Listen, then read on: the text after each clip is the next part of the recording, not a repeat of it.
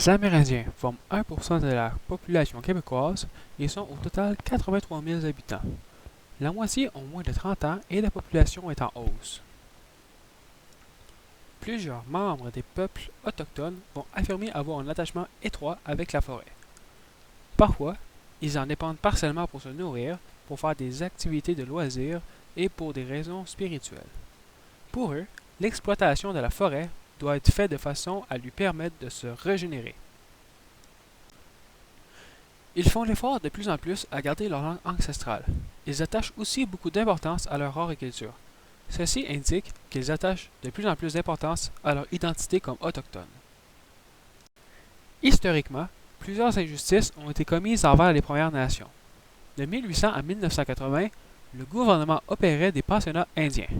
On forçait chaque famille à envoyer leurs enfants à les écoles gérées par l'Église. Comme résultat, chacun y perdait sa langue et sa culture. Il y a régulièrement des conflits entre des tribus amérindiennes et les compagnies forestières.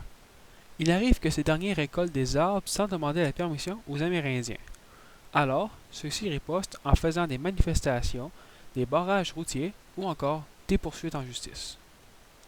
Les vieux traités négociés entre les Autochtones et le gouvernement canadien ou québécois ont encore force légale, mais n'ont pas toujours été respectés par les gouvernements.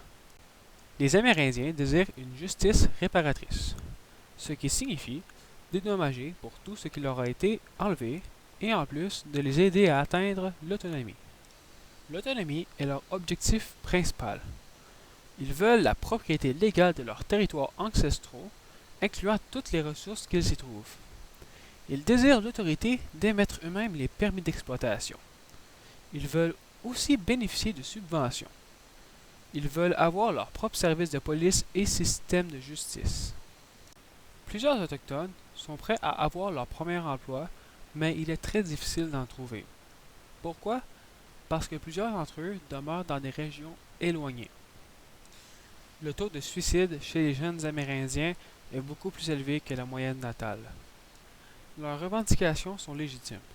Les peuples autochtones et le Québec bénéficieraient d'une entente négociée, juste et équitable.